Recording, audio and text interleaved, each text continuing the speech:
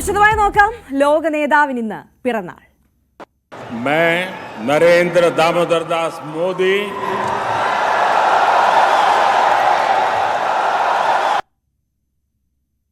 ഇന്ന് നമ്മുടെ പ്രധാനമന്ത്രി നരേന്ദ്രമോദിക്ക് ജന്മദിനമാണ്. 75-ാം വയസ്സിലേക്ക് കടക്കുകയാണ് ഇന്ന് അദ്ദേഹം.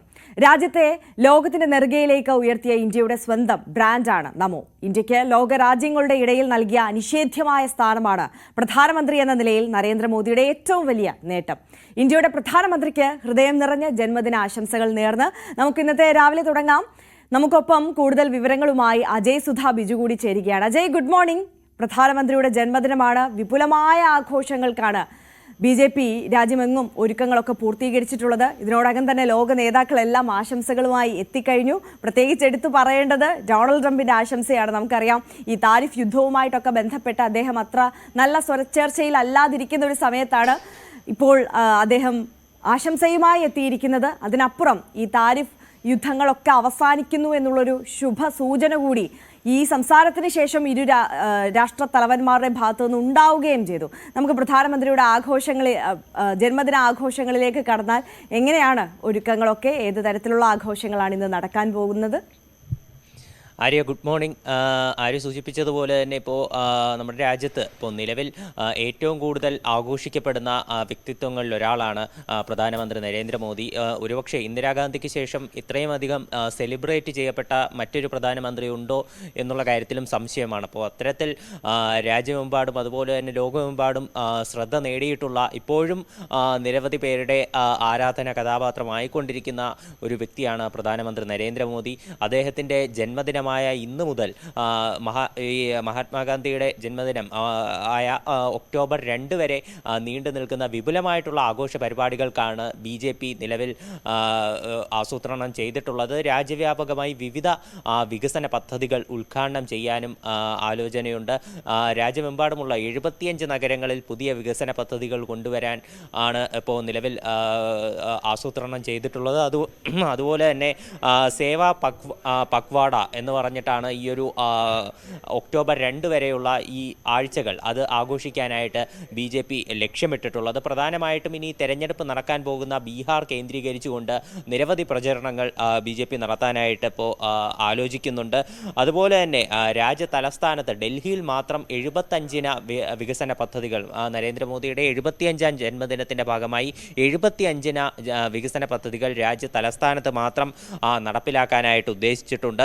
അതുപോലെ തന്നെ ഡൽഹിയിൽ 1000 യൂണിറ്റ് രക്തം അത് ഡൊണേറ്റ് ചെയ്യാനായിട്ട് BJP ഇപ്പോൾ ഇന്ന് രക്തദിന ക്യാമ്പയിൻ സംഘടിപ്പിക്കുന്നുണ്ട്.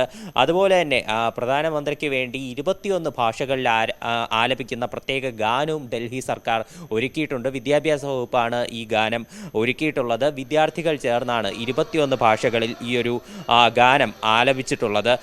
അതുപോലെ തന്നെ വിവിധ നമോ പ്രഗതി ദില്ലി എന്ന് പറഞ്ഞാണ് ഈ ഗാനം തുടങ്ങുന്നതെന്നാണ് അറിയിച്ചിട്ടുള്ളത്.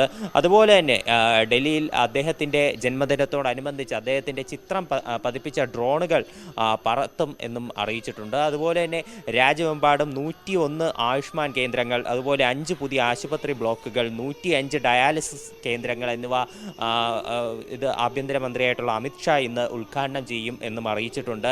അതുപോലെ തന്നെ ഇപ്പോൾ നേരത്തെ പറഞ്ഞതുപോലെ തന്നെ ബീഹാറിലുള്ള പ്രത്യേക പ്രചരണങ്ങൾ അത് എടുത്ത് സൂചിപ്പിക്കേണ്ട കാര്യമാണ്. അടുത്ത തെരഞ്ഞെടുപ്പ് നടക്കാൻ പോകുന്ന ഒരു സ്ഥലമാണ്.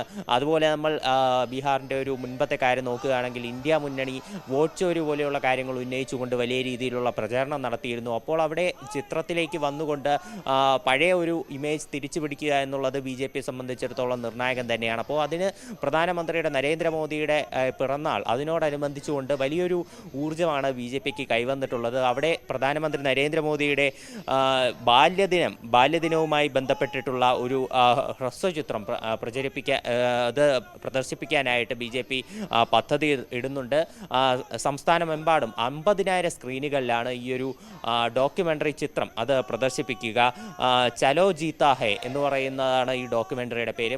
നരേന്ദ്രമോദിയുടെ ബാല്യകാലം അതുപോലെ തന്നെ അദ്ദേഹത്തിൻ്റെ വളർച്ച ഇതെല്ലാം ഈ ഡോക്യുമെൻ്ററിയിൽ കാണിക്കുന്നു എന്നാണ് വിവരം. അതുപോലെ തന്നെ ഈ പ്രധാനപ്പെട്ട സിനിമാ കേന്ദ്രങ്ങൾ, അതുപോലെ വിദ്യാഭ്യാസ സ്ഥാപനങ്ങൾ, പൊതുകേന്ദ്രങ്ങൾ എന്നിവയ്ക്ക് പുറമെ സംസ്ഥാനമെമ്പാടും 243 വാനുകൾ ഇവ സ്ഥാപിച്ചുകൊണ്ട് ഇവയിലും ഈ ഹ്രസ്വചിത്രം പ്രദർശിപ്പിക്കും എന്നാണ് വിവരം ലഭിച്ചിട്ടുള്ളത്.